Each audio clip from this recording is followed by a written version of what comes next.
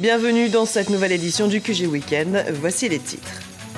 Début de la campagne électorale en Mauritanie, la ville de Nouakchott, capitale du pays, a accueilli plusieurs meetings organisés par les candidats au scrutin présidentiel du 21 juin. Le Nigeria toujours sous la menace des attaques du groupe islamiste rebelle Boko Haram. Les dernières attaques en date ont fait des dizaines de morts dans 4 villages, majoritairement chrétiens, selon un décompte provisoire. En Somalie, l'AMISOM ne mène pas que des opérations militaires. La force de l'Union africaine contribue également à la reconstruction de certaines infrastructures du pays. 4 puits d'eau viennent d'être restaurés dans la capitale Mogadiscio. En Mauritanie, la campagne électorale pour la présidentielle du 21 juin officiellement débutée. Elle se terminera le 19 juin à minuit. 5 candidats sont en lice pour ce scrutin boycotté par plusieurs partis de l'opposition. Reportage notre envoyé spécial, Franck Nodofina. C'est dans la nuit de jeudi à vendredi à minuit que tous les partis engagés dans la course à la présidentielle mauritanienne se sont lancés dans la campagne électorale.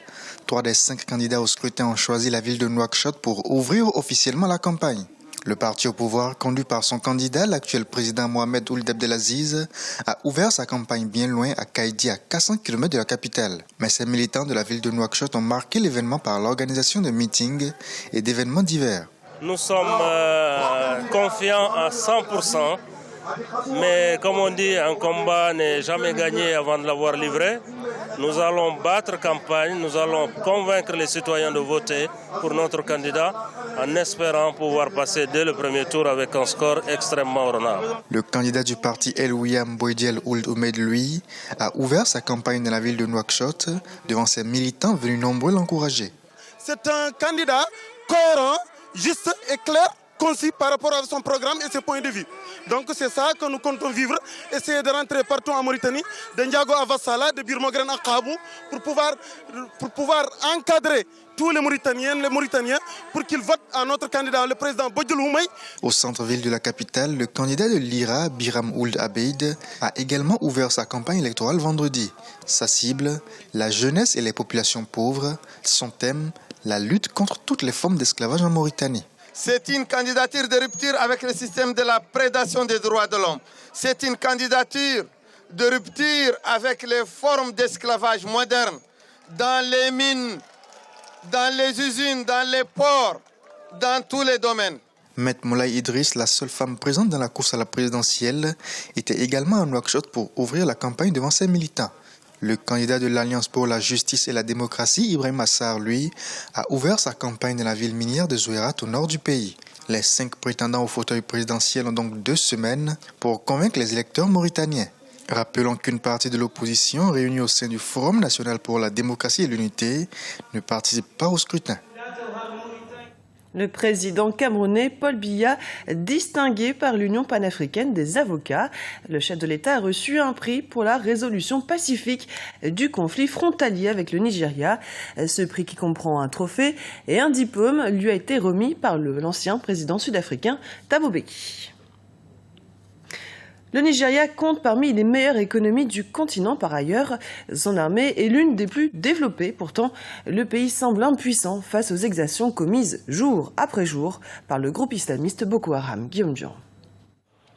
C'est un traumatisme africain et mondial de voir aujourd'hui la première puissance économique du continent sans véritable défense face au groupe islamiste terroriste de Boko Haram, dont les exactions se multiplient semaine après semaine au Nigeria. Pour l'analyste politique Zebalinga, il convient dans un premier temps de définir les origines du problème Boko Haram. On a un État, visiblement, puissant, en apparence en tout cas très puissant, un État qui est un État riche, mais on se demande si finalement cet État est suffisamment concret, c'est-à-dire dans son déploiement territorial. Est-ce que précisément une partie du pays n'est pas restée la partie utile, la partie pétrolifère, dans laquelle effectivement coule le pétrole et qui enrichit un certain nombre d'élites locales, et une autre partie du pays, depuis très longtemps, a été laissée à l'abandon. Et cette partie qui a été laissée à l'abandon, qui est nourrie entre guillemets de pauvreté, a vu grandir en elle des mouvements qui sont des mouvements extrêmement dangereux, notamment donc Boko Haram. Selon lui, les groupes comme Boko Haram se nourrissent de la détresse des individus délaissés par la nation, comme ce fut également le cas avec les populations touareg au Mali. À long terme, seule une véritable intégration de ces populations et une meilleure répartition des richesses pourront éviter ces catastrophes humanitaires. Les premières qui sont des solutions à court et moyen terme, ce serait de toute façon de mutualiser les forces africaines, et nous n'avons pas le choix. On est également obligé de faire appel à des forces internationales, mais avec des mandats transparents, limités dans le temps, et en incluant dans les rapports avec ces forces internationales la formation et la restructuration de nos armées. À long terme, il est évident que si on n'a pas un développement équilibré, si on n'a pas une redistribution des richesses, alors qu'on a des cours du pétrole qui sont élevés, le cours des matières premières qui sont élevés, et qu'on continue à avoir une pauvreté extrêmement forte, des zones dans lesquelles l'éducation n'arrive pas, des zones dans lesquelles les services sociaux, les administrations ne fonctionnent pas, on aura le même problème. Conscience politique et nationale, éducation, justice sociale et mutualisation panafricaine constituent, selon Zebalinga, les uniques outils de lutte contre ces terreaux terroristes. Arrestation de plusieurs responsables de la société civile en République démocratique du Congo. Ils ont été arrêtés à Goma et mis en détention pendant quelques heures avant d'être libérés. Une intervention survenue au moment où ces représentants associatifs s'apprêtaient à faire une annonce officielle devant la presse. Les responsables de la société civile congolaise s'opposent à ce que des rebelles hutus-rwandais accusés de génocide soient cantonnés dans leur région. L'eau, c'est la vie, mais c'est aussi et surtout une ressource indispensable au développement d'un pays.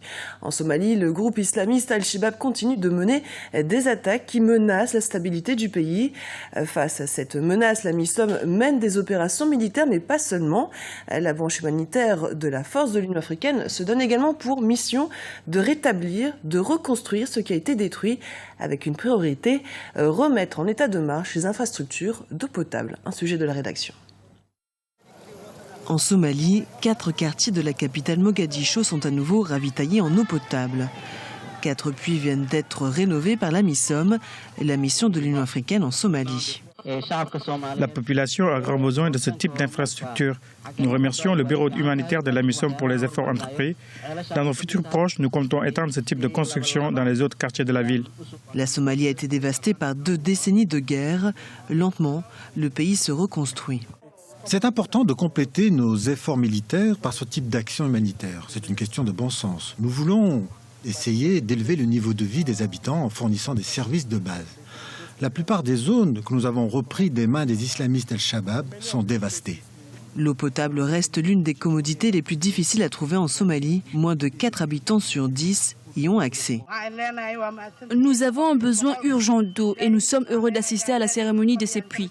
C'est un sentiment de joie que j'ai du mal à exprimer. Grâce à cette réhabilitation entreprise par la MISOM, c'est pas moins de 260 000 ménages de la capitale somalienne qui accèdent à nouveau à l'eau potable.